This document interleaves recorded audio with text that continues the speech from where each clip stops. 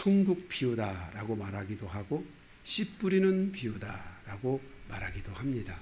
그래서 이 부분에 대해서 여러분들이 잘 알고 있으셔야만이 여러분들이 100배, 60배, 30배 결실을 거두는 신앙생활을 할 수 있을 것이라고 할 수 있습니다. 우리 성도는 어떤 때는 100배로, 어떤 때는 60배로, 어떤 때는 30배로 여러분의 인생사와 가정사 안에, 민족사 안에 여러분의 인생사가 뻗어가는 모든 과정 속에 하나님이 주시는 은혜들이 풍성하기를 주님의 이름으로 축복합니다. 오늘 말씀은 서론의 말씀을 보고 본론을 가서 세 개의 대지로 세 번 시간을 가졌으니까 세 개의 대지로 나눠서 함께 은혜를 나누도록 하겠습니다. 씨 비유는 전부 하나님 나라에 대한 비유이며 하나님을 믿는 우리 자신에 대한 비유입니다. 첫째, 씨 비유는 하나님 나라의 비밀이기 때문에 감추어져 있고 마음이 우둔하게 된 사람에게는 잘 이해가 되지 않습니다. 만약 여러분들이 이 말씀을 읽을 때도 윙윙거리고 잘 이해가 안 되는 듯 하다면 10번이고 100번이고 읽어야 된다고 말씀을 드렸습니다. 또 여러분이 오늘 이 말씀의 설교를 들을 때 이 말씀이 뭔가 쏙쏙 들어오고 있다, 이런 분들은 지금 이 비밀을 주님이 열어주시고 있는 겁니다. 이 말씀은 계시거든요. 이 말씀이 열어져야만이 내가 거기에 반응할 수 있게 됩니다. 그런데 만약 이 말씀이 잘 열어지지 않는다, 이런 분들은 실망할 거 없습니다. 10번이고 20번이고 들으시기 바랍니다. 우리 교회 지금 여기 유튜브 방송으로 나가고 있는데 우리 부목사님에게 물어보시면은 어떻게 우리 이 방송을 계속 10번이고 20번이고 들을 수 있는지 알려드릴 겁니다. 여러분들이 집에서 그렇게 계속해서 10번이고 20번이고 들으시면 좋습니다. 제가 제 설교라서가 아니라 제가 오늘 길게 얘기하지 않겠지만은 저도 제가 제 설교를 하고 나서 들어보면 내가 이런 설교를 했나? 왜 그럴까요? 이 설교가 제가 한 설교가 아닙니다. 이 설교는 하나님께서 저의 이 서재 속에서 말씀을 열어서 저에게 주신 말씀이기 때문에 계시라는 것은, 하나님의 말씀이라는 것은 처음에 들을 때도 좋지만 들을수록 더 좋은 거, 계속 더 듣고 싶은 거, 우리의 마음이 열려지고 우리 마음이 찢어지고 어찌할꼬 하는 심령으로 계속 마음이 풀어지는 것이 하나님의 말씀입니다. 그래서 말씀은 저도 이 말씀을 제가 준비해서 하지만은 하나님께서 주시지 않으면 저는 정말 할 수가 없습니다. 그래서 제가 이 말씀을 듣거나 제 설교를 들어보면은 이 말씀 앞에 제 설교가 제 마음에 이렇게 막 끌려가요. 이게 내 설교가 아니다. 이건 진짜 하나님이 주신 거다. 나는 이렇게 설교할 수 있는 능력도 안 되고 자격도 안 되고 진짜 아무것도 안 되는 사람입니다. 제가 저를 낮추기 위해서 하려고 하는 얘기가 아닙니다. 실제가 그렇습니다. 그래서 저도 은혜를 받는 말씀이기 때문에 여러분들이 이 말씀이 오늘 이렇게 쭉쭉 들어와야 돼요. 제가 이 말씀을 준비할 때는요, 준비하는 순간만큼은요, 하나님께서요, 이 말씀을 저에게 쑥쑥 주셔요. 눈 안에 쑥쑥 담아주시고 귀에 쑥쑥 하나님께서 주시고요, 들리게 하시고요, 마음에 이 말씀이 막 뜨겁게 다가오게 하세요. 그래서 제가 이 말씀을 준비하는 거지, 준비 딱 끝나고 나면 저는 다시 바보가 돼요. 그래서 제가 은혜 받는 거예요. 여러분들도 은혜 많이 받으시기 바랍니다. 이 말씀을 그래서 들려야 되고 이해가 돼야 돼요. 이 말씀이 마음이 우둔해서 귀가 잘 들리지 않아서 듣지 못하고 마음이 우둔해서 깨닫지 못하면은 이 좋은 말씀, 이 하나님의 약속의 말씀이 우리 안에 하나도 이루어지지 않게 되는 것입니다. 이 말씀은 씨와 밭에 대한 이 비유는 하나님의 나라에 대한 비유라는 것을 아셔야 됩니다.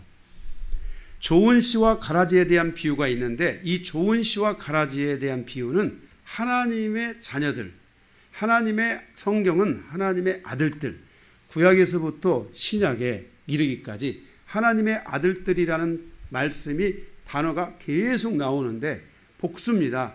이 복수가 어떤 경우에는 천사로 쓰여지기도 하지만은 대부분은 다 하나님의 거룩한 백성들, 의인들, 구원받은 백성들을 바로 하나님의 아들들이라고 표현하고 있다는 것을 알아야 됩니다. 이 가라지의 비유는 하나님의 아들들이에요. 내가 예수 그리스도를 마음에 영접하고 그리고 하나님의 자녀가 되었습니다. 이 하나님의 자녀가 되는 이 사건은 위대한 사건인데, 이 사건이 이루어지고 나서 내가 하나님 앞에 집중해서 가야 되는데, 그러지 못할 때, 조금 내가 방황할 때, 조금 내가 낙심하고 내 신앙이 잠자고 있을 때 사단이가 와서 가라지를 탁 뿌리고 가는데, 이 가라지가 나의 신앙을 방해합니다.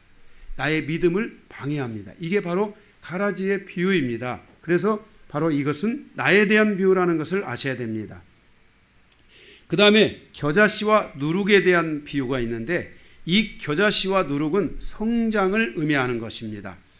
저도 이제 성지순례를 갔다 와보고 했지만은, 이 겨자씨는 아주 채송화 씨보다도 더 작은 씨인데, 이게 자라게 되면, 채송화 씨는 자라면 이만해지잖아요.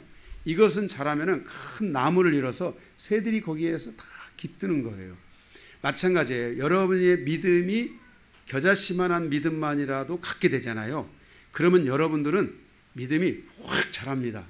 그리고 거기 그 자라진 여러분의 믿음 위에 여러분의 자녀들이 거기에 깃들고, 여러분의 모든 삶에 하나님의 계획된 그런 심령들이 그곳에 깃들 수 있기 시작하는 거예요. 이 말은 하나님이 여러분에게 100배, 60배, 30배의 축복을 주셔서 그 축복에 깃들게 하는 거예요. 할렐루야. 네, 여러분의 인생이 그렇게 가야 돼요. 가족을 위해서 물질을 쓰고 싶어도 쓸 수 있는 물질이 없으면 안 돼요. 하나님의 은혜와 이 은총들이 여러분에게 와서, 예수 믿었으니까 이제는 주는 삶으로 여러분의 인생사가 확 바뀌셔야 돼요. 없어서 주는 것과 있어서 주는 것은 엄청난 차이가 있어요. 여러분들이 있어서 쓰고 남음이 있어서 넉넉하여 줄 수 있기를 주님의 이름으로 축복합니다. 없는데 주는 것도 좋아요. 그런데 없는데, 내가 원래 없었는데 하나님이 나에게 100배를 주셨어요. 그래서 이제는 쓰고 남음이 있어요. 그래서 주는데 넉넉함이 있고 기쁨이 있어요. 이런 나눔들이 여러분 안에 있어지기를 주님의 이름으로 축복합니다.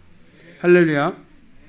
바로 그 비유의 내용이 겨자씨와 누룩의 비유예요. 누룩이라는 것은 여러분들이 밀가루에다가 누룩을 조금 넣으면은 10배, 100배로 확 불어나는 거예요. 그래서 이 세상에 제일 돈을 많이 버는 장사가 밀가루 장사인 거예요. 왜? 밀가루 이만큼에다가 이스트를 넣어서 부풀리면 이게 밀가루가 이렇게 커지는 거예요. 빵 요만한 거 하나가 사실은 요만한 거예요.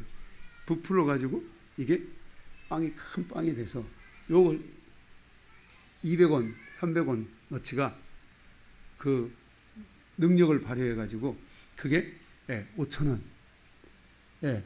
3,000원, 5,000원짜리로 커지는 거예요. 그죠? 그래서 왜 요즘 다 빵 생기는 게 빵집이잖아요. 여기 우리 교회에서 조금만 가면은 그 제빵소인가 뭔가 있어요. 어마어마하게, 원래 거기가 갈비탕 집이었어요. 갈비탕. 그런데 거기가 빵집 변했는데, 갈비탕 할 때보다도 빵집 할 때 사람들이 더 많아졌어요. 그 비싼 빵집인데도 사람들이 어마어마하게 거기에 오는 거예요. 그게 이 누룩이라는 효과 때문에 그런 거예요. 그런데 우리 신앙에도요, 이 누룩과 같은 성장이 있어야 돼요. 누룩과 같은 성장이 있어야 돼요. 그 신앙생활은 여러분 절대로 그냥 적당히 하는 신앙생활이 아니라 하나님으로부터 정말 은혜와 축복과 모든 영광을 받을 수 있는 신앙으로 여러분들이 신앙생활을 하셔야 돼요. 교회에서 살아나는 게 아니에요. 여러분들이 정말 하나님의 뜻과 합당한 이런 신앙생활을 하게 되면 바로 이 누룩과 같이 우리의 그 열매를 거둘 수 있는 신앙으로 이렇게 우리가 다 가셔야 되는 거예요. 할렐루야. 할렐루야. 우리 교회는 제가 말씀드리지만 그 지금까지 시스템이 돌아가고 있어요. 그래서 여러분 모두가 다 그렇게 되기를 주님의 이름으로 축복하고, 제일 처음에 우리 교회가 여기 들어오다 보면 우리 교회 영혼을 솟생케 하는 교회잖아요. 이 말은 저희 교회가 제가 먼저 살아났어요. 죽어있는 제가 살아났어요. 제가 살아나면서 제 아내가 살아났어요. 저희 아내하고 저하고 살아나면서 저희 두 아들이 살아났어요. 우리 가족이 살아나면서 나를 만나는 성도들이 하나씩 둘씩 살아나기 시작했어요. 그래서 우리 교회가 영혼을 소생케 하는 교회예요. 예, 그래서 우리 모든 이 교회에 오는 모든 분들이 정말 하나님께만 말씀대로 바라보고 하나님께만 의지하여 간다면 저는 반드시 그 영혼이 소생케 되는, 그 가정이 소생케 되는 이 놀라운 역사를 경험하게 될 것이라고 확신합니다.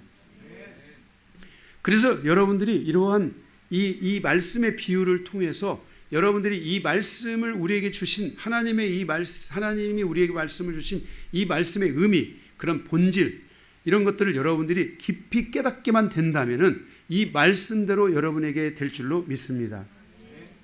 둘째, 시 비유를 통해서 성도의 삶에 대한 방향성을 가르쳐주고 있어요. 즉, 이 비유의 방향성, 그것은 성도의 방향성, 나의 방향성이라는 것을 알아야 돼요. 이 말은 우리가 다시 말해서 우리는 옥토를 가지려고 해야 돼요. 이제 하나님을 믿었어요. 나는 원래 돌밭이었어요. 나는 원래 가시밭이었어요. 가면 쿡쿡 찌르는 정말 서로가 성장을 방해하는 그런 밭이었어요. 그런데 이제는 내가 옥토가 돼야 돼요. 그리고 두 번째는 내가 하나님의 아들들이 돼야 돼요. 그런데 내 안에 가라지가 뿌려지지 않도록 해야 돼요. 가라지가 뿌려졌을지라도 우리는 그 가라지가 다 이제 곡식이 자란 후에 열매를 맺을 수 있는 때까지 서로가 보호하고 기다려야 돼요. 예배 시간에 왔다 갔다 하지 말아주세요. 네. 그래야 돼요. 할렐루야. 네, 그렇게 하시기 바랍니다. 제가 이거 원고를 뭐 다 많이 놓고 하는 게 아니라서 산만해지면 제가 이게 정신이 없어져요. 네, 저를 도와주셔야 돼요. 죄송합니다. 네, 괜찮아요. 그렇지만 잘해주세요. 네. 그래서 그 방향성이 여러분에게 하나님의 아들들이라는 이 방향성을 여러분이 구원받고 교회 와서 신앙을 가졌다면 가라지가 오면 안 돼요. 이 가라지는 나를 방해하는 이 100배, 60배, 30배 열매로 가는 데 있어서 방해해요. 그럼 이미 나는 가라지가 온 것 같아요. 걱정하지 마세요. 여러분들이 하나님께 집중하고 하나님께 향하여 간다면 이 가라지는 다 주님께서 그것마저도 다 해결해 주실 거예요. 네, 여러분들이 하나님께 집중하면서 가셔야 돼요. 그 다음에 나의 신앙은, 나의 인생사, 나의 이 가정사 안에서 나의 삶은 신앙과 함께, 그리스도와 함께, 아버지 하나님과 함께, 성령님과 함께 성장해야 돼요.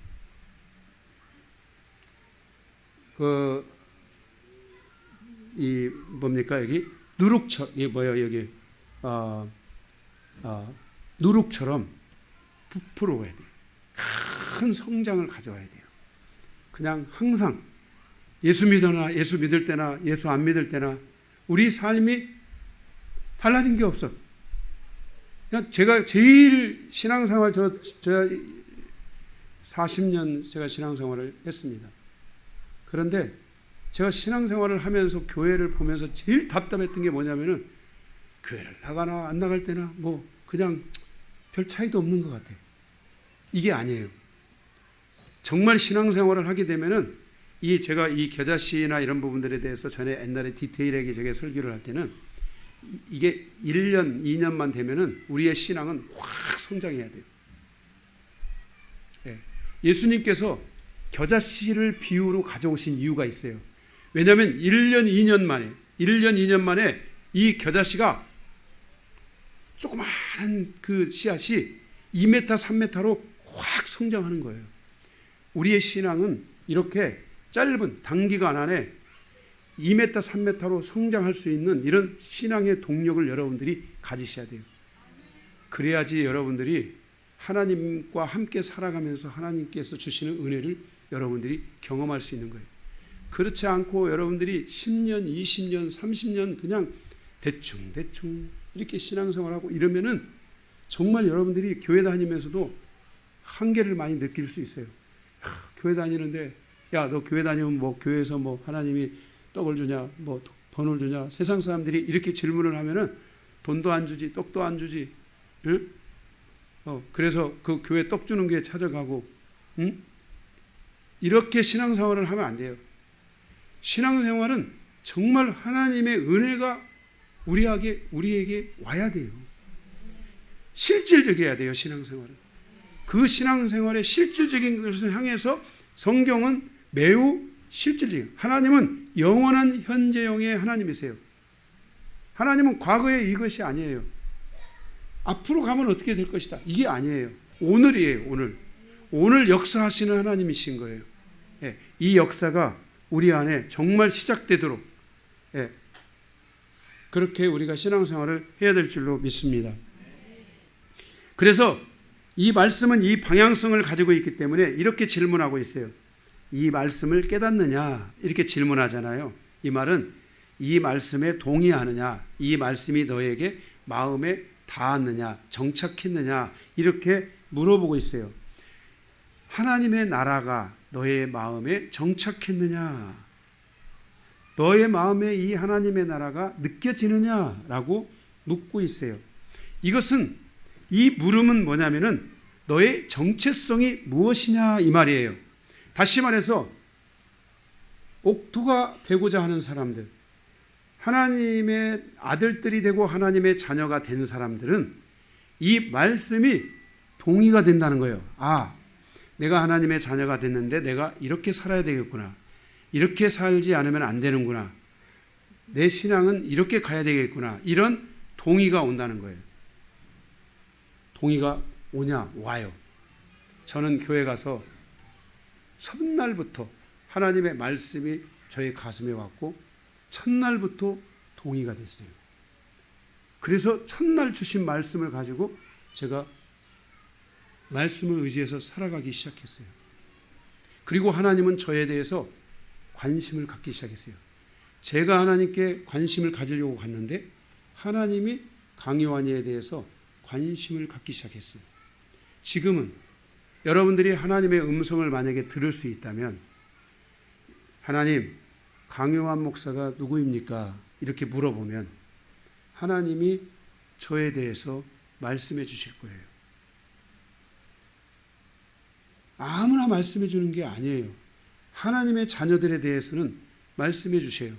저에게 두 아들이 있는데, 우리 큰아들 강기도 목사, 우리 작은아들 강한종 형제가 있는데, 제가 강한종 형제한테는 누구에게 물어보는 거예요. 강기도가 누굽니까? 제가 대답해 줄 수 있어요. 하나님도 나를 아셔야 돼요. 나를 알기를 원하세요. 나에 대해서 말하고 싶어 하세요.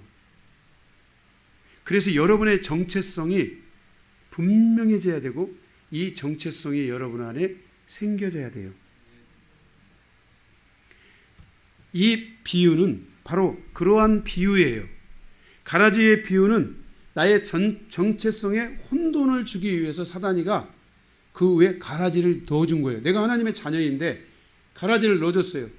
그 순간 누가 물어요. 하나님의 자녀입니까? 하나님의 자녀인 것 같기도 하고 아닌 것 같기도 하고. 하나님의 자녀입니까?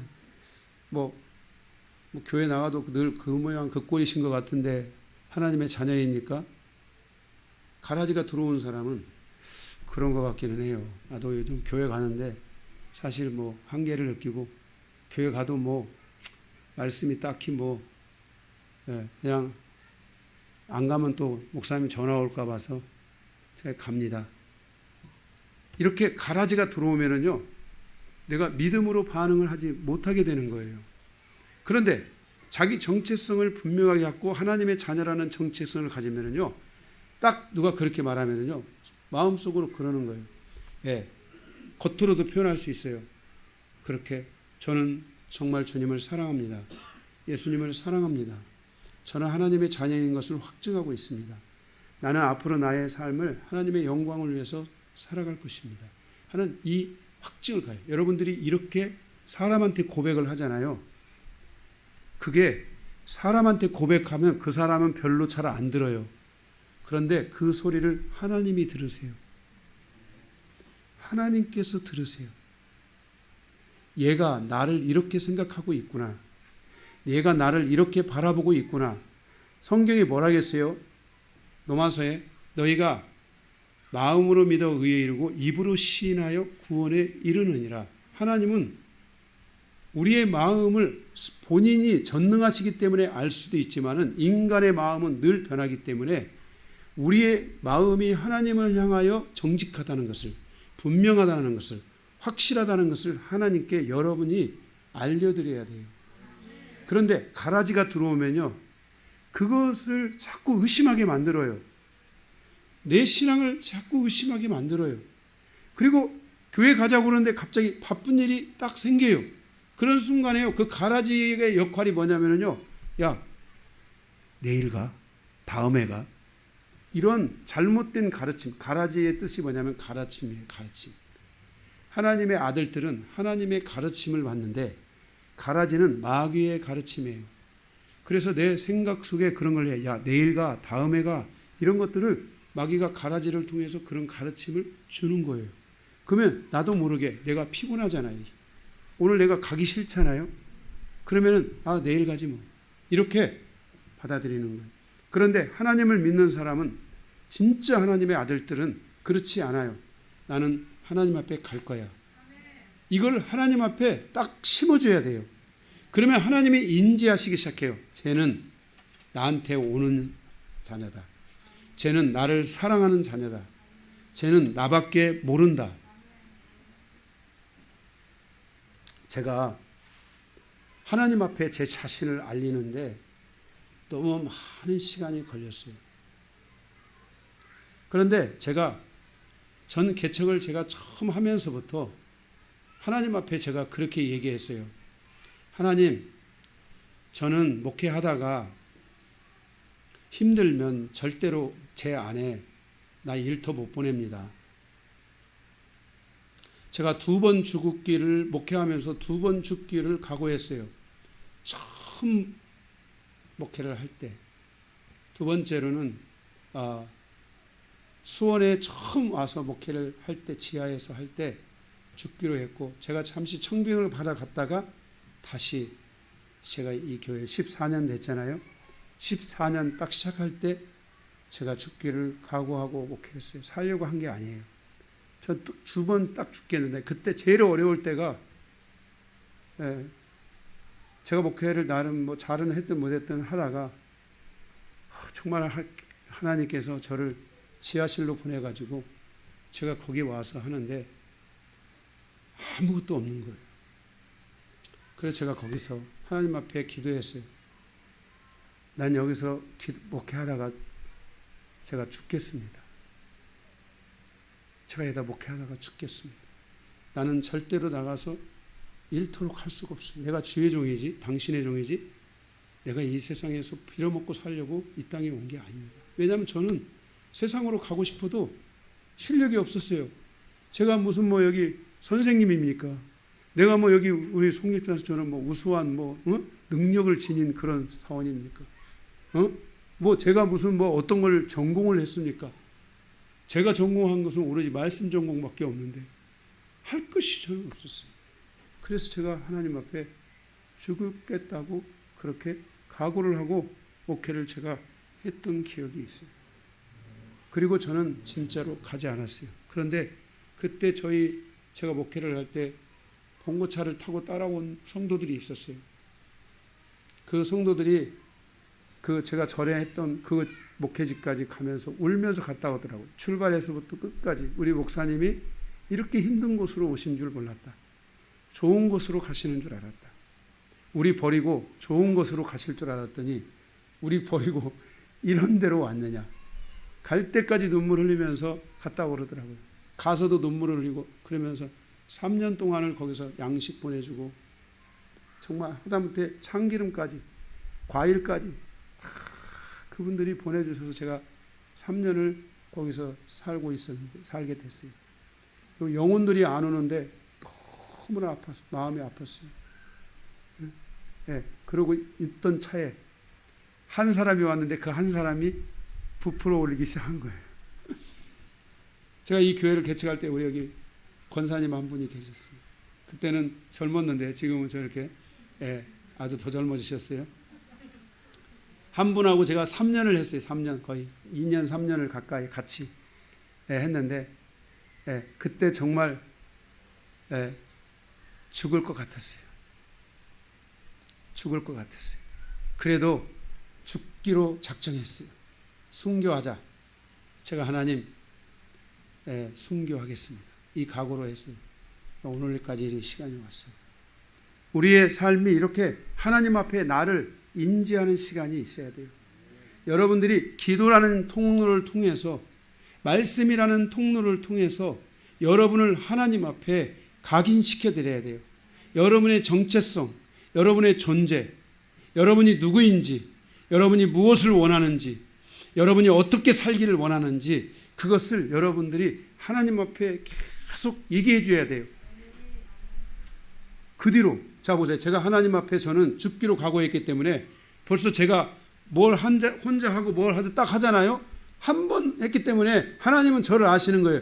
아, 저놈은 절대로 죽으려고 하지 저놈이 어떻게 할 놈이 아니다. 하나님이 이것을 아시기 때문에 진짜 저는 제 주변에 저보다도 훌륭한 목사님들이 목회하면서 다 어려움을 겪고 다 해도 저는 지금까지 목회하면서 이 조그마한 목회를 현재 하고 있었을지라도 전 목회하면서 하나님이 계속 이기는 삶을 살게 하셨지 한 번도 목회하면서 저는 거꾸로 주고 실망과 좌절을 경험해오지.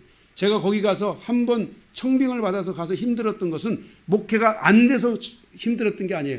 목회가 너무 잘 되니까 그것 때문에 제가 공격을 좀 받았어요.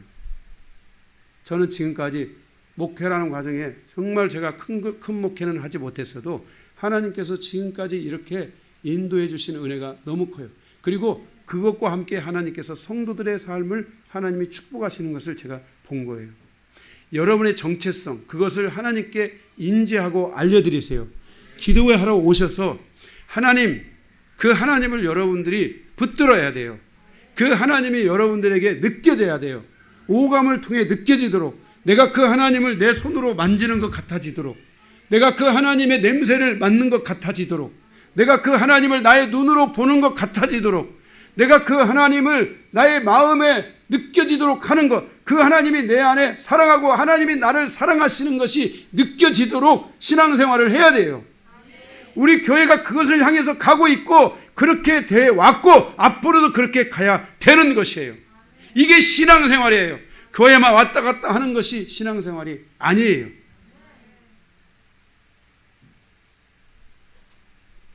신앙생활을 잘하면 전 여러분의 인생이 존재가 혁명됩니다. 하나님은 우리를 혁명시키기 위해, 존재를 혁명시키기 위해 세상에 저주받은 존재를 축복받은 존재로, 축복이 있는 존재로, 축복을 여는 존재로 혁명시키기 위해서, 제가 하는 말이 아니라 성경은 개혁이라는 표현을 쓰고 있지만은 히브리서의 말씀에 보면은 예수 그리스도가 오시고 난 뒤에 우리의 모든 삶은 다 존재가 개혁되고 완전히 달라지고 새로워지는 거예요. 이게 현재가 돼야 돼요. 이것을 너희가, 이러한 존재인 것을 너희가 동의하느냐, 너희 안에 받았느냐라고 하나님께서 물으시고 있는 것이에요. 그래서 이 동의를 가진 자들에게 하나님께서는 오늘 여기에 보면은 곡간이라는 말이 나와요. 곡간. 그 곡간에서, 곡간은 동방에서, 곡간에서 나온 물질로 인하여 생명과 빛을 주었다라는 그 내려오는 이야기가 있어요. 그런데 여러분 성경에 보면 동방 박사가 곡간에서, 여러분 그 마태복음을 잘 읽어보세요. 동방 박사가 올 때 그 곡간에서 무엇을 가져왔어요? 황금과 유약과 모략을 가져왔다 그랬어요. 이것은 바로 예수님의 탄생 앞에서 생명과 빛을 주었다라는 의미하고 같은 거예요. 원래 예수님 자체가 생명이요 빛이시잖아요. 그런데 동방 박사들은 자신의 곡간을 믿음 안에서 아브라함의 자손, 그 아브라함의 아내 그둘라가 그 자손과 함께 어디로 갔어요? 동방으로 갔다 그랬잖아요. 그 동방에서 그 하나님의 비밀을 아는 자들이 그 곡간을 생명과 빛이 오는 것이라고 해서 그들은 좋은 것을 그 하나님의 곳간에 넣어뒀던 거예요. 그곳에서 바로 황금과 유향과 모략을 가지고 예수님 앞에 왔던 것이에요. 그런데 여러분 기억하셔야 될 것이 하늘의 곳간이 있어요. 하나님의 나라의 곳간이 있어요. 그 하나님의 나라의 곳간에서 우리에게 바로 생명과 빛을 주신다는 것을 기억해야 돼요. 누가? 예수 그리스도께서. 바로 이 비유는 이러한 하나님의 계획, 이러한 성장, 이러한 축복에 대한 이야기인데, 이런 축복에 대한 이야기를 너는 동의할 수 있느냐? 너 그거 받아들일 수 있느냐? 이것이 너의 것이 되기를 원하느냐라고 묻고 있는 것이에요. 그래서 천국은, 세 번째로 천국은 보화와 같다. 감추인 보화와 같다. 천국은 감추인 보화와 같다는 것은 신앙생활을 통해서 보화를 발견해야 돼요. 보화가, 예를 든다면 보화가 뭐냐? 예수 그리스도가 보화예요. 나는 질그릇인데 보화를 내 그릇에 담아요. 여러분들이 이 신앙을 통해 예수 그리스도를 발견해야 돼요. 그리고 여러분의 인생의 전주부를 다 가지고 예수 그리스도를 사세요. 예수 그리스도를 붙잡으세요. 그리고 그 천국은 진주 장사와 같다 그랬어요. 진주를 파는 장사인데, 진주를 파는 장사꾼은 예수 그리스도예요. 예수 그리스도가 진주를 찾고 있어요. 아픔과 시련과 고통과 어려움을 이겨내면서도 하나님을 바라보고 주님을 바라보고 가는 그 진주를 찾고 있어요. 진주 장사가 그 진주를 발견하자 자기의 모든 것을 팔아서 그 진주를 샀어요. 여러분, 주님은 여러분을 사기를 원하세요. 여러분이 진주와 같은 존재, 진주와 같은 신앙인으로 살아가기를 원하세요. 그렇게 되면 주님은 여러분에게 올인하십니다. 여러분에게 영광을 부어주실 거예요. 여러분에게 하나님의 은혜를 부어주실 것이에요. 하나님의 은혜가 무엇인지를 알게 하실 것이에요. 하나님의 능력이 무엇인지를 알게 하실 것이에요. 하나님께서 그렇게 해주실 거예요. 이 비유가 바로 이 천국 비유, 바로 이 씨 뿌리는 비유가 이와 같은 비유라는 것을 우리에게 말씀하고 있어요. 그래서 이 비유는 크게 세 개로 나눠져 있는데, 그 나눠져 있는 말씀을 우리가 함께 나누기를 원합니다. 첫 번째, 자, 지금까지 서론했어요. 네. 첫 번째, 네. 하나님의 나라는 네 개의 밭과 같다 그랬어요. 네 개의 밭인데, 하나님의 나라를, 첫 번째는 하나님의 나라를 아는 사람이 있고 하나님의 나라를 모르는 사람이 있어요.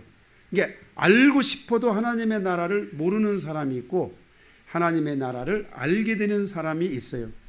첫 번째, 가로 1번에 천국의 비밀을 아는 것이 허락된 자, 허락되지 않은 자, 허락되지 않은 자. 첫째가 뭐냐면 길가밭이에요.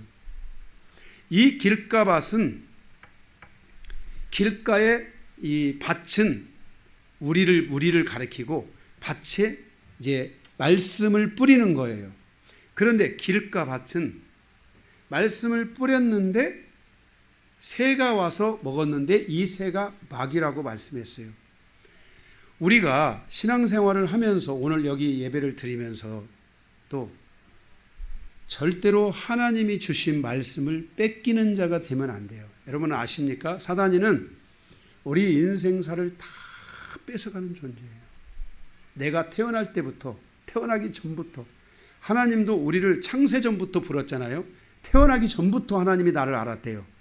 태어나기 전부터 하나님이 나를 불렀대요. 그런데 마귀도요, 내가 태어나기 전부터 부모로부터, 할아버지로부터, 할머니로부터 나를 방해하기로 작정한 존재가 사단이에요. 그래서요, 사단이는 말씀이 우리의 심령에 떨어지는 것을 제일 무서워해요. 그런데 말씀을 뺏기는 성도가 있어요. 말씀은 권능이에요. 말씀은 하나님의 은혜고 축복이며 이 말씀이 나를 변화시켜요. 이 말씀이 나의 삶을 존재를 혁명시켜요. 하나님의 이 말씀은 어명의 말씀, 왕의 말씀이며 권능의 말씀이세요. 하나님께서 아버지께서 우리에게 말씀으로 인도해 가시는 거예요. 하나님 나라의 출발이 말씀이에요. 그런데 이 말씀을 뺏긴다면 여러분이 그동안 사단에게 마귀에게 잃어버린 것을 다시 찾아올 수 없어요. 우리는 마귀와의 전쟁을 에베소 보면은 교회는 마귀와의 전쟁을 하는 곳이라 나와 있어요. 예수님이 승리하셨는데 너도 승리해라. 그래서 전리품을 취하라. 전신갑주를 입으라. 이렇게 말씀하고 있는 것이 에베소서예요. 여러분들은 이제 더 이상 뺏기면 안 돼요. 하나님이 나에게 예를 들어서 물질을 한 달에 예를 들어서 1,000만 원을 벌도록 하나님이 나에게 이미 그렇게 하나님이 나를 알고 부르셨어요.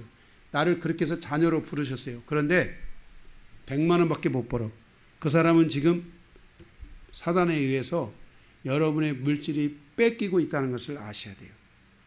이제는 다 뺏기지 않을 뿐만 아니라 잃어버린 것도 다 찾아와야 돼요. 저는 제가 이런 부분에 대해서 영적 전쟁도 하고 기도도 하면서 우리 성도들이 잃어버린 물질들을 다 뺏어오도록 하기 위해서 기도하고 있고 지금까지 기도해 왔어요.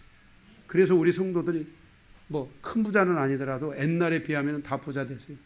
다 여기 그래도 다 나름대로 다 하나님의 은혜 가운데 다 살게 하셨어요. 왜 그러냐?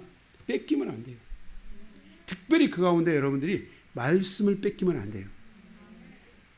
말씀을 뺏기면 안 돼요. 말씀을 뺏기는 게 가장 나빠요. 네. 여러분들이 예수 안 믿었던 사람들이잖아요. 그런데 교회에 나왔어요. 뭐 말씀을 받을 수도 있고 안 받을 수도 있죠. 그렇게 생각하면 안 돼요. 말씀이 갈 때, 어명이 갈 때, 하나님의 말씀이 어명으로 갈 때 하나님이 복 주시기로 작정했기 때문에 우리를 회복시키기로 작정했기 때문에 그 말씀이 갈 때 하나님의 축복이 함께 간단 말이에요. 마귀는 그것을 내 것을 뺏어가 버립니다. 뺏기는 자가 되면 안 돼요. 하나님 말씀은 하나도 뺏기면 안 돼요. 예수님이 전도를 보내잖아요. 둘씩 작정해서 보내잖아요. 평강을 주어라. 그런데 그 평강을 그가 못 받으면 그 평강이 누구 것이 될 것이다? 너의 것, 전하는 자의 것이 될 것이다. 하나님의 것들은 하나도 뺏기면 안 돼요. 더군다나 말씀을 뺏기면 안 돼요. 이 말씀은 하나님이 나에게 말씀하고 있는 거예요. 오늘 또 특별히 제가 말씀드린 오늘 CBU, 이 형국 비유는 나와 밀접한 관계가 있다고 했잖아요. 뺏기면 안 돼요. 말씀을 뺏기면 구원도 이룰 뿐만 아니라 그 말씀을 통해서 하나님의 뜻도 알 수가 없고 하나님의 능력과 권능과 우리를 향한 하나님의 그 어떤 계획도 알 수가 없어요. 그래서 절대로 말씀을 뺏기면 안 된다는 것을 꼭 기억해야 돼요. 에덴 동산에서 사단이 한 일이 무엇입니까? 생명의 양식, 바로 말씀을 뺏어간 거예요. 생명의 양식을 뺏어갔어요. 뺏기면 안 돼요. 우리는 이스라엘 백성이 광야에서 40년 동안 하나님이 만나로 먹이셨어요. 왜 먹이셨어요? 왜 만나를 40년 동안 먹이신 거예요? 신명기의 말씀에 보니까 오직 하나님의 말씀만으로 살아라는 40년 동안 이스라엘 백성들은 광야에서 말씀만으로 살도록 하기 위해서 먹이셨던 거예요. 그만큼 하나님의 말씀이라는 것은 어마어마하게 중요한 거예요. 이것은 어명이에요. 나를 향한 축복의 메시지예요. 제가 기도할 때 제가 정말 깊은 기도를 드릴 때 하나님께서 보좌에서 저를 부르셨어요. 요한아, 요한아, 내게 가까이 오라. 그런데 제가 하나님이 두려워서 가까이 갈 수가 없었어요. 기도하다가 무릎을 꿇고 겨우 그만큼 갔어요. 그랬더니 하나님께서 더 가까이 와. 그래서 또 조금 갔어요. 그랬더니 하나님께서 저에게 말씀을 주셨어요. 잊을 수가 없어요. 하나님이 주시는 말씀이 이와 같은 것이구나. 하나님이 주시는 말씀이 이와 같은 것이구나. 그 뒤로 저는 하나님의 말씀을 놓치지 않고 말씀에 저는 목숨을 건 거예요. 제가 이 말씀에 목숨을 걸고 10년 동안, 거의 한 7년 동안, 8년 동안은 햇볕 보는 거 10분, 30분, 30분에서 1시간만 햇볕 보러 나가고 나머지 시간은 그냥 제 서재에 앉아가지고 7년, 8년을 보냈어요. 여기 성도 아시잖아요. 제가 다 아시죠? 제가 햇볕 보러 있다가 햇볕 보러 나가면은 햇볕이 쫙 들어오면 눈이 막 쫙 부셨어요. 나머지 시간은 진짜 방콕이 이거구나. 우물안 개구리가 되는 게 이거구나 하는 걸 느낄 정도로 그냥 제 서재에서 안 나오고 말씀만을 팠어요. 말씀만. 그만큼 말씀이 중요했기 때문에. 우리 성도들은 여기 뭐 정말 몸이 아파서 치유도 일어나고 하나님이 진짜 뭐 나름 다 놀라운 치유들을 베풀어 주셨지만은 우리 성도들의 가장 핵심은 말씀이 나를 변화시킨 거예요. 여러분이 영적으로 혹시 어둠에 눌렸습니까? 가장 좋은 방법은 말씀을 파세요. 그러면 자연적으로 여러분에게 말씀이 인격이 되어 돌아오도록 여러분들이 그렇게 말씀을 빼와야 돼요. 그 말씀을 뺏기면 안 돼요. 할렐루야.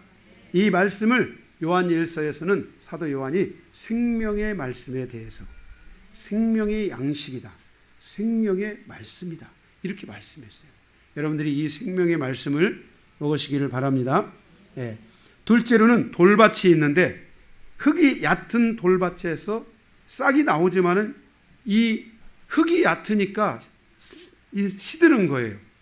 이 흙이 얕다라는 것은 무슨 말이냐면은 내 마음이 밭이잖아요. 내 마음에 흙이 얕으면은요 목마름, 갈급함 이게 없다는 거예요. 메마르다는 거예요. 뻑뻑하다는 거예요. 이 여러분들이 흙이 많아지려면 어떻게 해요? 나는 좀 말씀이 들어오다가 사라지는 것 같고 은혜가 들어오다 사라지는 것 같다. 이런 분들은 뭘 해야 되냐면은 계속 사모함을 가져야 돼요. 계속 하나님 사랑합니다. 말씀을 사모합니다. 계속 사모해야 돼요. 그리고 제가 이런 분들께 이런 얘기 했잖아요. 말씀을 10번씩 들으라고요. 가서 10번씩 들어야 돼요. 여기 우리 권사님도 김찬혁 권사님도 저 처음 만났을 때 이렇게 말씀 많이 볼 거라고 생각 못 했을 거예요. 그런데 말씀이 이게 깊이 들어오지를 못하고 그러는 거예요. 그래서 제가 10번씩 20번씩 들으라 했더니 집에서 거의 그냥 10번씩 20번씩을 계속 들은 거예요.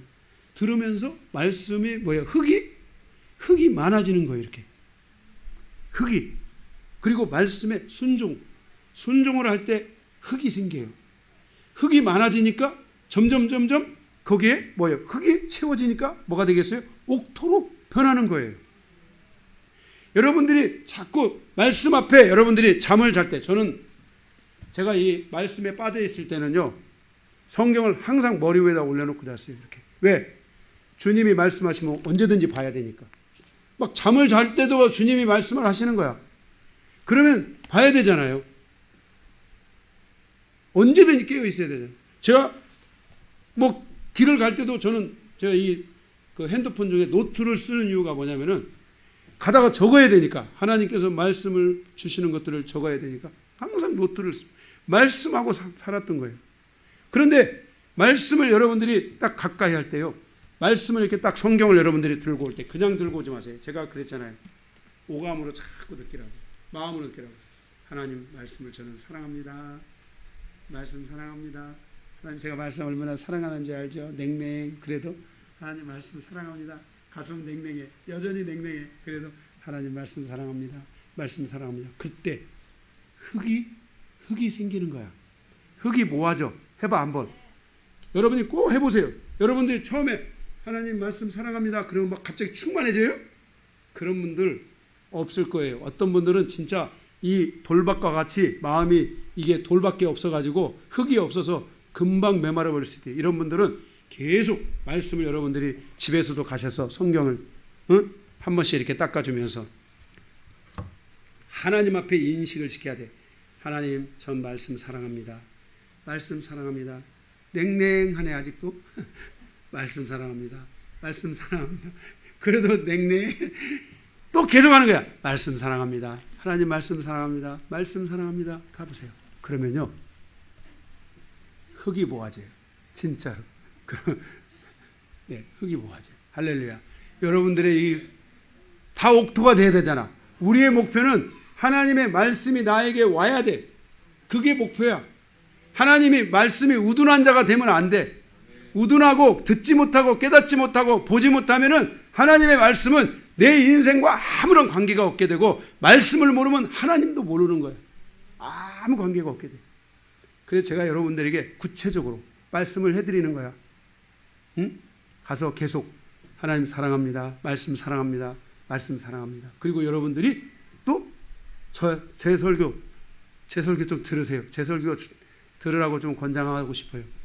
제 설교를 들으면서 하나님 말씀 사랑합니다. 말씀에 순종합니다. 기도해라 그러면은 5분이라도 앉아서 기도하고, 또 말씀하다가 기도하면서 살아야 됩니다. 이런 말씀이 나오면 또 거기서 잠깐이라도 기도하고, 무엇을 위해서 기도하는지 계속 이러면서 여러분들이 흙을 모으는 작업을 해줘야만이, 그리고 돌을 뽑아줘야 돼요. 여러분이 그렇게 할 때 보세요. 말씀을 사랑하고 하나님을 사랑하고 말씀을 사랑하고 말씀을 사랑하고 말씀을 사랑할 때 여러분의 마음에 있는 단단한 돌들은 툭툭 빠져나가. 할렐루야! 우리가 부드럽게 살아야 돼. 인생은 절대로 싸우면서 살면 안 되고, 딱 단단하게 살면 안 되고, 짜증내면 살면 안 되고, 전쟁을 하면서 살면 안 돼. 인생은 부드러워야 돼. 성령은 깃털 같은 영이신 거야. 성령이 우리 안에 오면 우리의 마음을 어떻게 한다고 했어? 부드럽게 한다고 하셨잖아. 예, 여러분이 그렇게 사랑합니다. 말씀 사랑합니다. 말씀 들으면서 기도하고, 말씀 사랑합니다. 말씀 들으면서 기도하고, 말씀 사랑합니다. 말씀 들으면서 기도하고, 이러다 보면 돌이 거기에 돌이 나도 모르게 돌이 밖으로 툭툭툭 던져지고, 던져진 그곳에 부족한 흙을 하나님께서 말씀의 그 걸음에 필요한 것들을 계속 말씀에서 우리 하나님께서 인간에게는요, 육체도 재생하는 능력을 주셨지만은요, 영혼도 재생하는 능력을 주신 거예요. 하나님이 인간의 육체라는 이 인간이라는 존재는 모든 것을 재생시키는 능력이 있어요. 여러분이 은혜 받았잖아요. 건강도 좋아져요. 여러분이 은혜 받잖아요. 몸들이 다 재생돼요. 진짜예요. 아픈 것도 다 떠나가는 역사들이 있는 거예요. 눈이 번쩍번쩍 빛나기 시작하는 거예요. 네. 여러분들이 하나님이 주신 모든 재능들이 살아나기 시작하고, 힘들이 다시 새로운 힘들이 살아나기 시작하고, 그러니 하나님이 그런 사람들을 일터에서 안 쓰시겠어요? 다 사람은 노는 다 똑같아요. 힘없고 그런 사람들은 안 써도요, 벌써 막 의지가 다르고 막 지혜가 있어지고 하나님 주시는 은혜가 막 드디어 드러나기 시작하면요, 세상 사람들의 눈에도 저 사람이 딱 들어오는 거예요. 야, 저 증급시켜야 되겠다. 저 일을 잘한다. 또 여러분들이 그런 게 재생이 되잖아요. 그러면요, 모든 기능들이 다 살아나요. 그런 은혜들이 여러분에게 전 임할 줄로 믿습니다. 그래서 이 돌밭은 목마름, 갈급함, 계속 사모함, 순종, 이런 것들을 통해서 흙이 많아지는 것이에요. 그렇게 되면서 여러분들이 새로워지는 거예요. 세 번째는 가시떨기밭이 있는데, 이 가시떨기밭은 가시가 자라서 기운을 막아요. 이것은 무슨 말이냐면, 우리가 신앙생활을 하다 보면 초기에 염려들이 막 몰려와요. 우리가 여기 삼성그룹의 무슨 무슨 그 회장님 누구야? 이재용 회장님이 여기 교회 나오지 않잖아요. 교회를 나오시는 분들을 보면은 정말 지금은 안 그래도 제가 초기 때나 얼마 쳤거든요. 지금도 그래요. 마음이 여러 가지 어려운 사람들, 복잡한 사람들, 힘든 사람들, 용기가 필요한 사람들, 이런 분들이 오잖아요. 그런데 신앙생활을 초기를 조금 하다 보면은요, 이 가시 공격이 있어요. 이 가시의 공격이 와서 나를 찔러요. 그래서 자꾸만 하나님 앞에 온전한 믿음을 갖지 못하도록 나를 자꾸 누르는 그런 경우들이 있어요. 이러다 보면 이런 공격을 받다가 보면은 나도 모르게 내 신앙생활이 자꾸만 어려움을 겪는, 그러면서 신앙의 믿음이 자라지 않는 이런 일들이 있게 돼요. 그래서 자식 문제, 미래 문제, 경제 문제 이런 것들이 자꾸 염려로 나한테 다가오면서 이런 것들 때문에 내 삶이, 신앙이 자꾸만 돌파를 이루지 못하고, 기도하다가 딱 그 생각나면 또 다시 막 돌아가고 이런 일들이 자꾸 있는 거예요. 그런데 이럴 때 여러분들이 뭘 해야 되냐면은 다른 거 없어요. 세상에 염려고 하고, 빌립보서 4장 6절입니까? 거기죠. 너희는 아무것도 염려하지 말고 오직 모든 일에 기도와 간구로 너희 구할 것을 감사함으로 하나님께 아뢰라 했잖아요. 기도를 계속 해야 돼요. 기도를 해야 돼요. 저희 교회는 정말 기도를 그동안 많이 하는데 앞으로 진짜 더 기도 많이 해야 돼요. 우리 기본은 3시간씩 기도하고, 그랬어요. 3시간 기도하면 놀라는 분들도 있을지도 몰라. 3시간 기도 어떻게 해야 돼? 아니, 그거 어떻게 살라고 이러는데, 진짜 우리는 TV 보는 황금 시간, 그 시간에 기도했잖아요. 앞으로도 계속 기도해야 돼요. 기도로 살으셔야 돼요. 네, 우리 성도들이 지금까지 하나님이 주신 은혜와 축복들이 있는데 앞으로 그것들이 더 계속해서 100배, 60배, 30배로 계속해서 열매를 거두기 위해서는 기도가 멈춰지면 안 돼요. 계속 기도하시기를 주님의 이름으로 축복합니다. 이 기도를 하다가 보면은 가시가 빠져요. 가시가 빠지면서 그런 경우도 옥토로 변화되는 거예요. 우리가 핵심은 뭐냐면은 천국의 비밀, 두 번째 아는 자에게 천국의 비밀을 아는 것이 허락된 사람이 누구냐? 바로 옥토의 심령이에요. 우리의 목표는 옥토예요. 옥토. 옥토가 돼야 돼요. 옥토를 향해서 가야 돼요. 그 옥토가 될 때 바로 하나님께서 우리에게 그 은혜를 주시는 거예요. 여기서 이 옥토라는 것은 말씀을 계속해서 듣는 상태예요. 말씀을 계속 깨닫는 상태예요. 내가 지금 완벽하게 깨닫지 못해도 계속 듣는 상태, 듣는데 들려요. 계속 말씀을 깨달아요. 이런 상태를 옥토라고 오늘 성경에서 말씀하고 있어요. 여러분들이 말씀이 계속 깨달아지고, 여러분들이 그 깨달은 바대로 여러분들이 기도하고, 말씀을 깨달은 대로 여러분들이 계속 사모함을 갖고, 말씀을 깨달은 대로 여러분들이 계속해서 여러분들이 하나님을 향해서 가는 이런 심령이 된다면 여러분의 밭이 옥토가 되기 시작하고, 말씀이 임하면서 그 말씀은 하나님의 능력이고 하나님의 뜻이고 하나님의 계획이기 때문에, 하나님의 이정표이기 때문에 우리 인생이 어떻게 가야 될지를 그 말씀이 여러분에게 지도하여 주실 줄로 믿습니다. 자, 두 번째 큰 2번입니다. 하나님의 아들들, 좋은 씨와 가라지에 대해서 보겠습니다. 좋은 씨는 인자, 좋은 씨를 뿌리는 자는 인자예요. 좋은 씨는 하나님의 아들들이에요. 바로 예수 그리스도의 제자라고 할 수 있어요. 좋은 씨를 뿌리는 자가 인자라는 표현을 쓰고 있는 것은 성경에, 복음서에는 예수 그리스도의 모습이 두 개로 나와 있어요. 하나는 왕이신 예수 그리스도가 있고, 또 하나는 인자이신 사람이신 예수 그리스도가 있으세요. 그런데 여기 왕이신 예수 그리스도는 요한복음의 표현이고, 여기 인자이신 예수 그리스도는 마태, 마가, 누가복음에 있는, 공관복음에 있는 예수 그리스도에 대한 표현이에요. 자, 우리가 그러면 씨를 뿌리는 자가 인자다라고 말할 때 그 인자는 바로 뭐냐면은 사람이신 예수 그리스도를 말하고 있어요. 사람이신 예수 그리스도, 그분이 우리를 향해서 가지시고 있는 그 예수 그리스도가 우리를 향하여 말씀하고 있는 최종 목적지는 바로 무엇이냐면 십자가예요. 인간의 저주와 죄와 심판과 멸망으로 가는 길에 있지만 예수 그리스도의 십자가는 그 모든 영혼들을 구원하시기 위한 바로 구원의 매직인 거예요. 그래서 우리는 예수 그리스도의 십자가를 만나야 돼요. 예수 그리스도의 십자가가 무엇인지를 알아야 돼요. 십자가를 만나지 않은 인생은 죄 문제를 해결받지 못하는 거예요. 그냥 믿습니다 하고 되는 문제가 아니에요. 이 십자가의 이 은혜가 반드시 우리 안에 있어서 십자가의 완성은 예수 그리스도가 그리스도께서 이루셨지만 이 십자가의 완성이 나의 삶에 와서 내 삶에 이루어질 수 있어야 돼요. 이게 바로 인자이신 예수 그리스도를 만나는 거예요. 그래서 나와 예수 그리스도는 십자가 안에서 하나님의 은혜를 우리가 경험해야 돼요. 예수가 나의 구원자이시고 예수가 나의 인도자시라는 것을.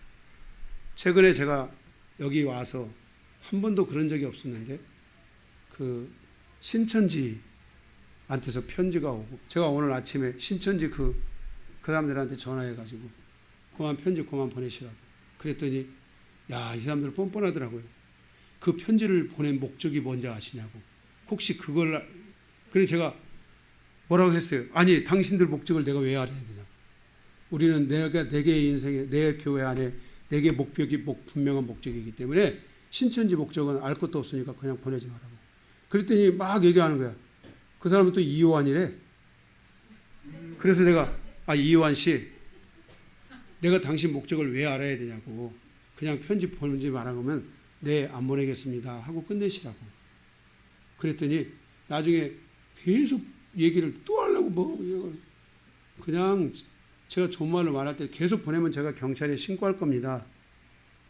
그러니까 그만 보내시라고. 그랬더니 자기 목적을 얘기해야 된대. 야, 진짜 이 사람들한테 자기 목적을 왜 나한테 얘기를 하는 거야. 제가 당신 목적 알 필요 없으니까. 왜 신천지에 왜 빠지느냐. 제가 신천지에 대해서 대충 다 보면 결국 신천지는 무지한 성도들에 대한 사단의 공격이라고 봅니다. 성경을 모르니까, 요한계시록을 모르니까, 하나님의 말씀이 무엇인지를 모르니까 신천지에 나가가지고 교회들이 지금 신천지에 다 나가 떨어지고 있고, 신천지를 통해서 가정들이 깨지고, 이 부모와의 관계가 깨지고, 이 난리가 아닙니다. 지금 신천지를 통해서.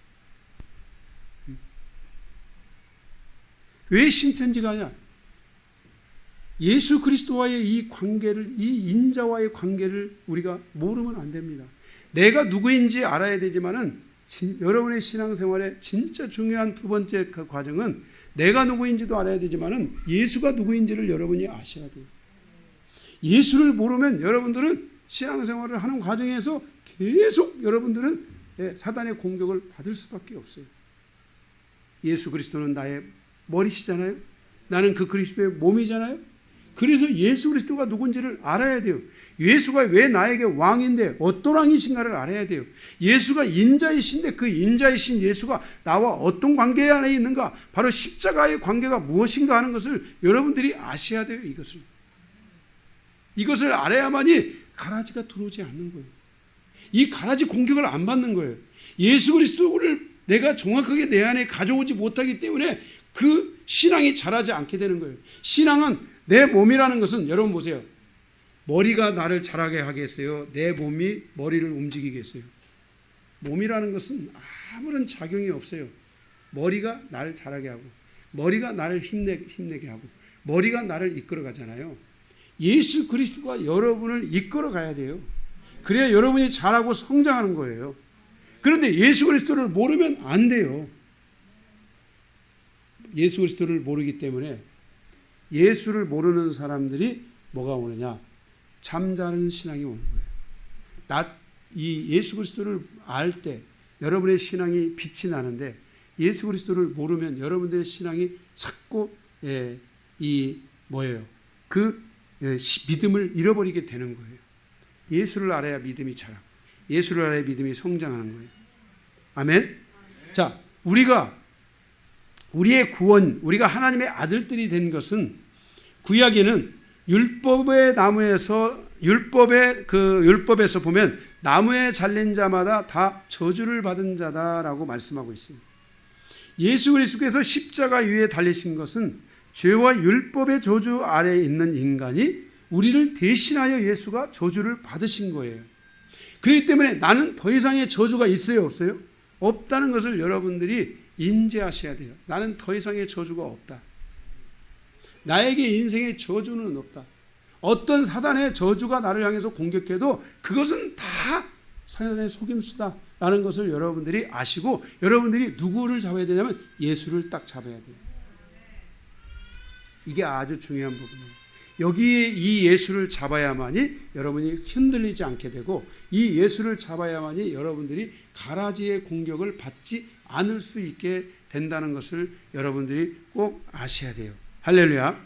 예. 그래서 여러분들이 바로 이 가라지의 공격으로부터 여러분들이 자유케 될 수 있는 이 공격을 받지 않는 이런 신앙은 바로 예수를 잡는 것, 예수가 누군지를 아는 것, 예수의 정체성과 나의 정체성이 함께 움직인다는 것을 여러분들이 알 때 여러분들은 더 이상 공격 안 받는 거예요. 여러분들이 예수 잡으면 자 사단이가 예수 그리스도한테 가라지를 심을 수 있어요, 없어요? 없어요. 여러분이 예수님을 자꾸 모르기 때문에 예수님을 놓기 때문에 가라지 공격이 들어오는 거예요. 예수만 잡으면 절대로 여러분들이 가라지 공격을 받지 않는다는 것을 아시고 예수님의 여러분들이 더 깊이 아시기를 바라고 특별히 십자가를 아셔야 돼요. 예수님이 십자가에서 나의 모든 죄를 다 가져가셨다. 그리고 예수님은 나를 구원하셨다. 그러므로 나는 내 머리는 예수 그리스도고 나는 예수 그리스도와 따라서 살아가야 된다 하는 이것을 여러분들이 아시면은 여러분들은 공격을 더 이상 받지 않게 된다는 것을 아시기 바랍니다. 만약에 세 번째로 가로사본 하나님의 아들들의 신앙이 잠시 잠을 잘 때, 신앙이 느슨해질 때, 그때 사단의 공격이 온다고 그랬잖아요. 그렇죠?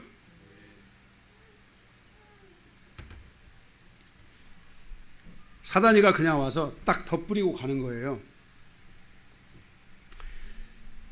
그렇게 여러분들이 그러한 상황이 여러분들에게 생겨질 때, 잠을 잘 때, 느슨해질 때 바로 그런 영적 공격이 사단에 주는 그런 공격이 있는데 이 공격은 우리가 가능하면 안 받아야 돼요. 왜냐하면 이 공격을 받으면은 마지막 때에 이 지옥불에 던져질 수가 있어요.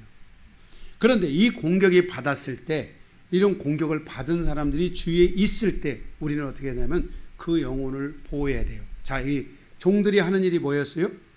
그 가라지가 옆에 있어도 그 곡식이 자라도록 계속 돌봐야 되죠. 그래 안 그래요? 계속 곡식이 자라도록 돌봐줘야만이 그 가라지를 이겨내고 그 열매를 거둘 거 아닙니까? 그렇죠. 통통한 여러분 그 곡식이 쌀이요 이게요. 그 통통한 것들은요 그 등급이 달라요. 그리고 똑같은 쌀인 것 같은데 쌀이 다 똑같은 쌀이 아니에요. 가라지 공격을 받으면 조금 그 통통함이 떨어질 수는 있어도 그래도 계속 그 곡식의 상태를 유지할 수 있어야 되잖아요. 그래서 우리가 하나님을 믿는 하나님의 제자들, 하나님을 믿는 하나님의 아들들, 하나님의 구원을 가지고 있는 성도들은 주변의 영혼들을 정말 사랑해 줘야 돼요. 그들을 그냥 내팽개치면 안 돼요. 그러면 이제 가라지 공격이 확실히 들어가가지고 잘못하면 쭉정이가 돼서 주님 오실 때 천사들이 그들을 쭉정이를 분류해가지고 지옥불에 던질 수 있다는 것을 말씀하고 있어요. 절대로 우리는 영혼을 지옥불에 던지도록 허락해주면 안 돼요. 이게 이 가라지 비유에서 아주 중요한 부분이에요. 그래서 신앙생활은 부부간에도 서로가 서로를 위로해줘야 돼요. 예, 할렐루야. 믿음이 떨어질 때 같이 떨어지는 게 아니라 같이 더 많이 대화하고 더 많이 이야기하고 더 계속하고 이렇게 해서 계속해서 어쨌든 그가 믿음 안에 어쨌든 있을 수 있도록 도와주고 함께 해주고 그러다 보면 하나님이 때가 되면요 다 또 이끌어 주세요. 예, 그래서 그런 시간들로 여러분들이 가셔야 될 줄로 믿습니다. 예, 마지막 세 번째 하나님의 나라의 겨자씨와 누룩에 대한 비유입니다. 겨자씨는 성장을 의미하고 누룩은 번성과 확장을 의미합니다. 영적인 성장과 번성 그리고 확장은 하나님의 말씀을 통해서 이루어지게 되는 것입니다. 반대로 바리새인들에게도 가르침이 있었는데 바로 주님이 이 누룩과 겨자씨의 비유를 통해서 가르침을 주시고 있는 것은 뭐냐면은 그 당시에 바리새인들의 가르침들은 그 사람 영혼들을 지옥으로 끌고 가기 때문에 그랬어요.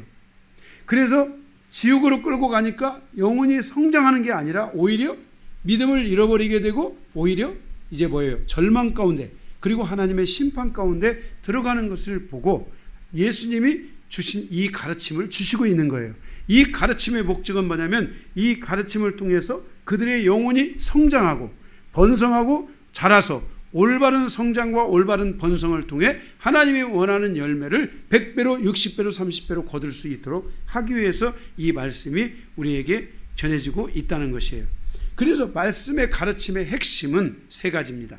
첫째, 가르치는 자는 생명의 말씀을 가르쳐야 합니다. 그냥 일반적 설교들은 쉽습니다. 뭐 한 20분 30분 뭐 좀 우선 유머 섞어가면서 뭐 좋은 또 예와 넣어가면서 그렇지만 신앙이 자라지를 않아요. 사람의 마음은 그렇게 해서 변화되는 게 아니에요. 5년 10년을 그렇게 설교를 들어도 이 마음은 전혀 변화가 일어나지 않습니다. 하나님의 생명의 말씀을 줘야지 그 변화가 일어나요. 그래서 주의 종은 하나님의 말씀, 생명의 말씀을 가르치려고 몸부림쳐야 돼요. 제가 우리 교회를 개척하고 설교를 제가 처음에는 3시간씩 했어요. 그러니까 사람들이 왔다가 30분 40분 앉아있다가 다 가더라고요. 그래서 막 유혹이 왔어요. 30분을 해야 될까? 그리고 10분 상담하고 이러면 이 사람들이 다 올까? 그렇게 막 유혹이 왔어요. 그런데도 제가 그 유혹을 놓지 않았어요. 사람이 많은 게 중요한 게 아니라 한 사람이라도 정말 그 한 사람이 변화가 필요하다면, 한 사람이 그 주님이 그 영혼을 변화시키기 원한다면 나는 말씀을 포기하지 않겠다. 3시간을 전했어요. 그런데 그래도 남더라고요. 3시간씩 지금 3시간씩 안 하는 걸 감사해야 돼요.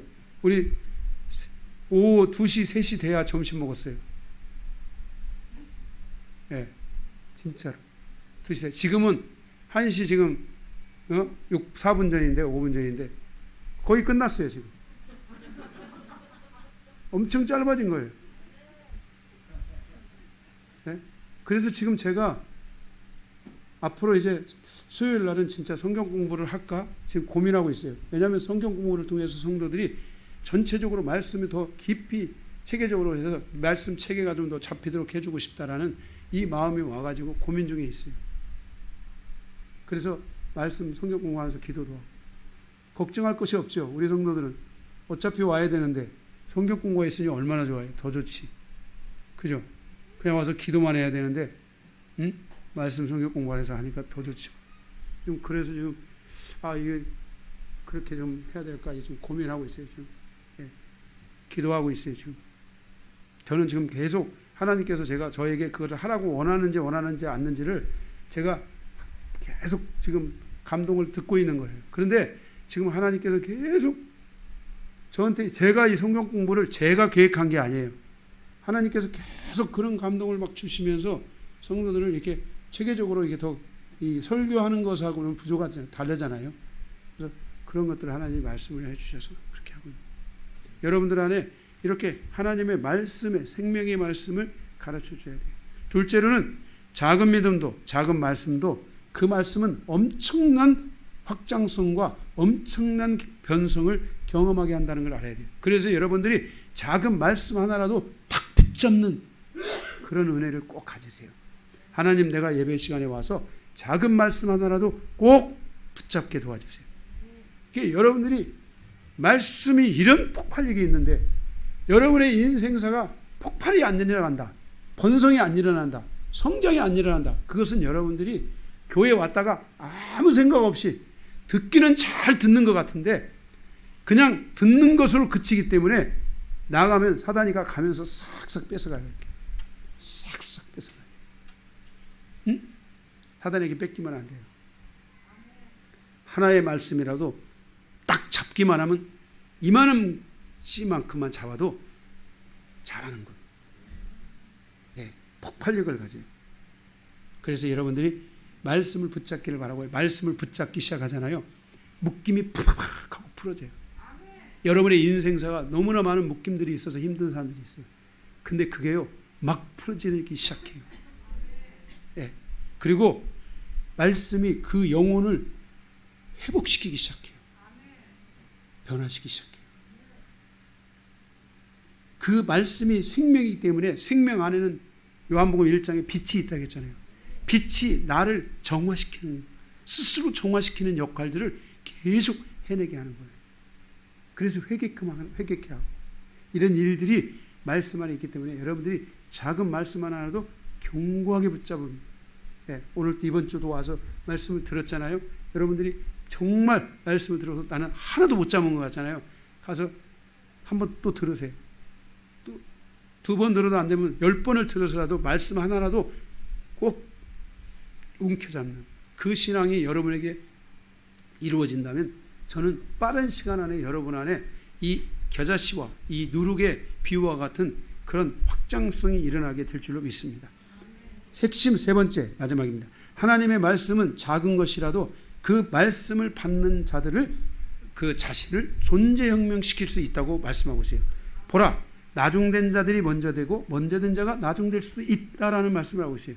이것 히브리어 원문에 이것은 맨 끝에 있는 자들이 첫째가 될 것이요 첫째로 있는 자들은 말씀을 붙잡지 않으면 말째 맨 끝으로 내려갈 것이라고 말씀하고 있어요. 여러분들이 여러분의 인생에 이 존재혁명이 와야 돼요. 말씀을 통한 혁명이 와야 돼요. 첫째가 되는, 선두에 서고 1등이 되고 은혜가 되는 영적인 1등, 하나님의 은혜의 1등, 여러분의 인생사가 이렇게 말씀을 통해서 진정으로 새로워지는 이 역사가 여러분에게 있게 된다면 하나님께서 여러분에게 이 겨자씨와 이 누룩의 비유에서 말씀하신 것과 같이 엄청난 파괴력, 엄청난 성장, 엄청난 확장성, 엄청난 자람, 성장 이런 것들을 통해서 하나님이 여러분들의 영혼을 축복해 주실 줄로 믿습니다.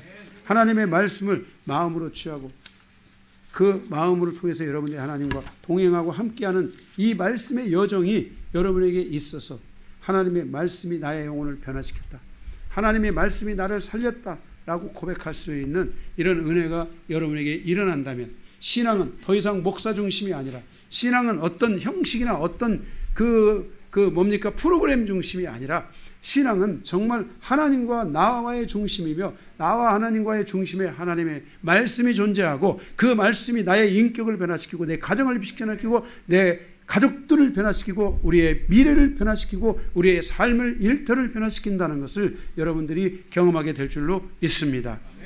말씀을 마치겠습니다.